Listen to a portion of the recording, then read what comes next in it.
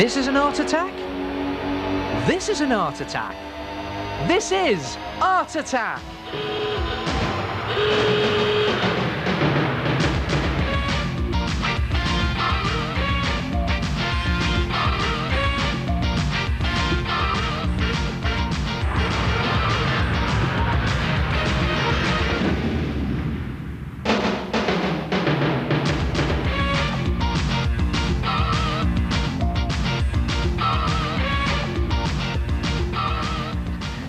Again.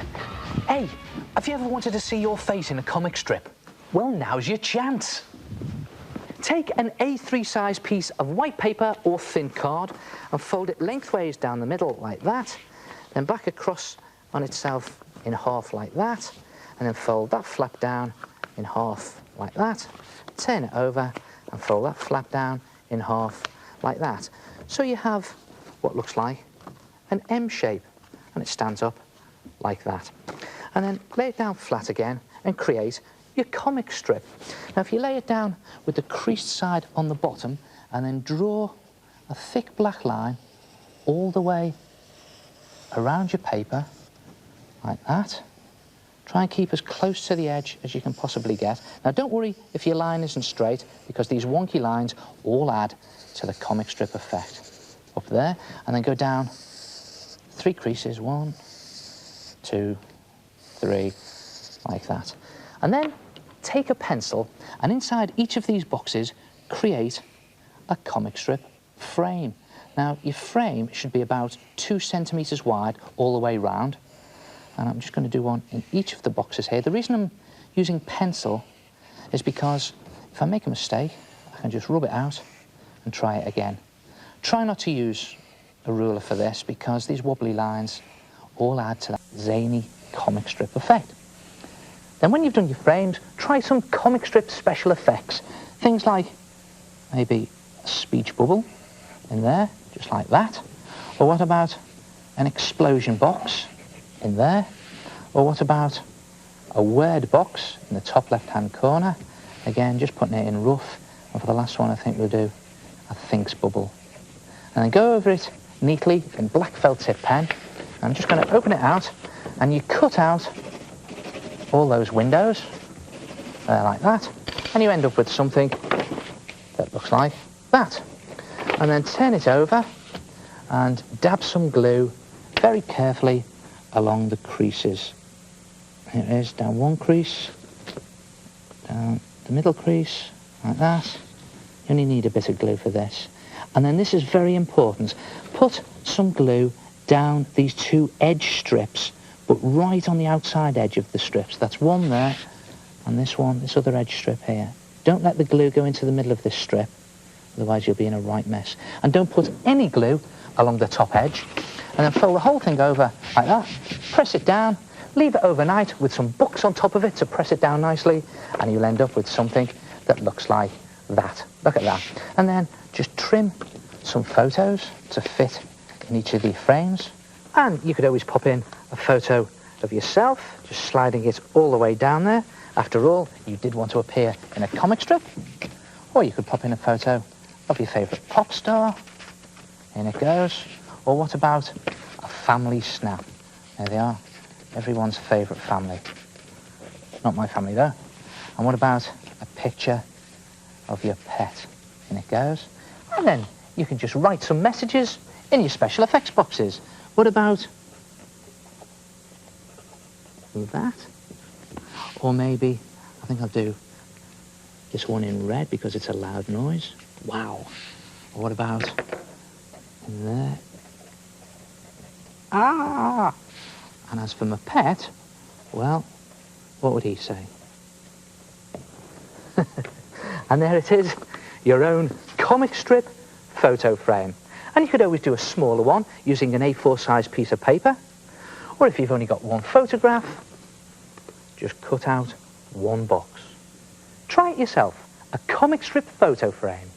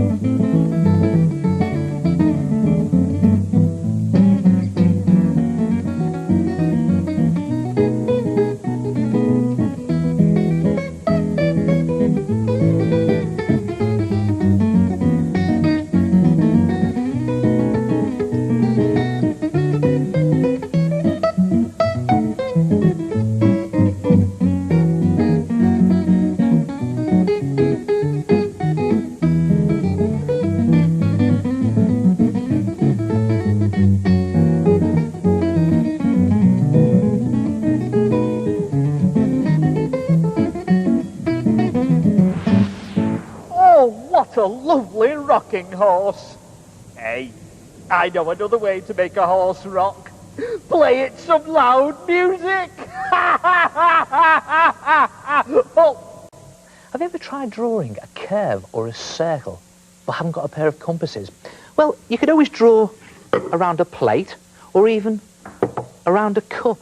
But what happens if you want to draw a circle that's a different size from your plate or your cup? What you need is a homemade compass. Take a piece of cardboard and then take a ruler, it can be 6 inches, 12 inches, or even a metre ruler if you've got one, and just draw around it onto the cardboard, like that, all the way around.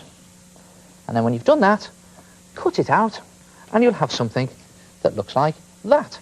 Then mark a point that's 2 centimetres away from one of the edges, and just pop a drawing pin into that point like that and press it firmly through. Now, it's a good idea to put the back of a drawing pad or a thick magazine underneath, otherwise your pin will go into your furniture.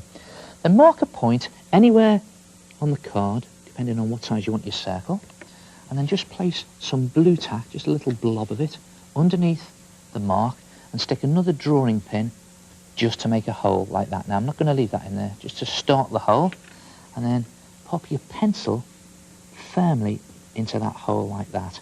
And then just remove the blue tack, which was protecting your paper.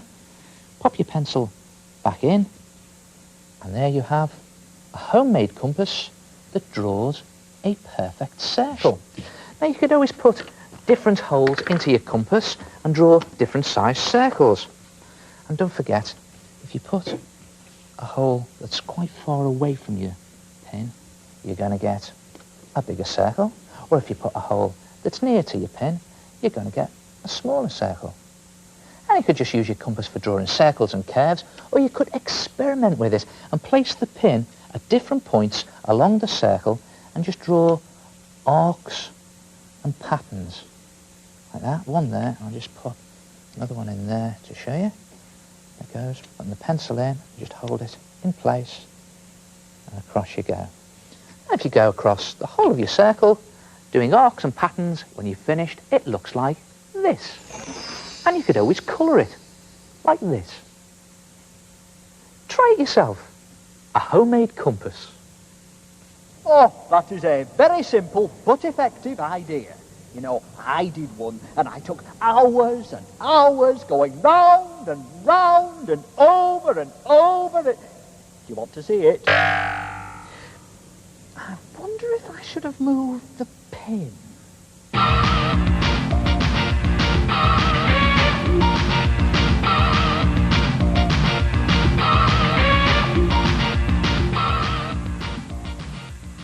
My name's Dana, and I had an heart attack in space. Hello, my name's Stacey. To do my picture, I used white paint for the stars. Then I cut out some planet shapes and put them over the top.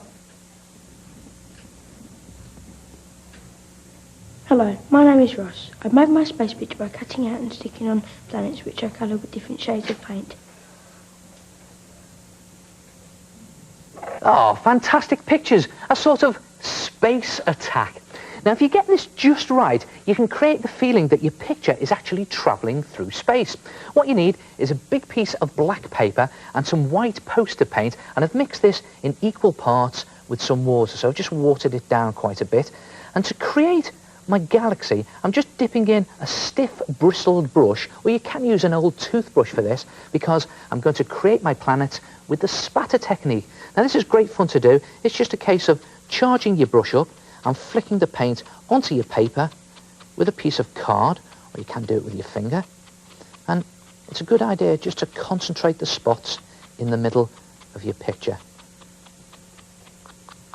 And then when you've done your space, just put it to one side to dry and create your planets. And the way to do that is just to draw some circles onto a piece of paper like that, and then brush on some water just across your planet or your moon, and then just liberally dab on some blotches of paint or even stripes of paint. You can do whatever colour you like, and then put that to one side to dry, and when it's dry it'll look something like that. And when your space is dry, bring that back in. That's just a case of plopping your planets on top of your space. I've got some coloured ones here. As I say, you can use different colours. I just did a grey one for the moon. And it's a good idea to put the smaller ones in the middle of your picture. Again, it helps with that feeling of travelling through space. I think that'll do it. Now, as for the spaceship itself, what about using this stuff? Kitchen foil. After all, it has got a metal surface on it, just like a spaceship. And you can cut a curved strip to go onto the top of your space picture, like that, and a curved strip to go onto the bottom. Now, if you have trouble cutting curves out of tin foil, just draw it on first, maybe using your homemade compass. There it is. And then cut out two very thin strips to go across for the window struts. One there, and one probably there. And when everything is in position, just glue it down, and you'll have something that looks just like this. If you notice here, what I've done is I've actually stuck in some coloured bits of tape there, and I've even put in some detail using permanent marker just for the controls of the spaceship. Try it yourself. A space attack. And I'll see you next time. Ta-ra!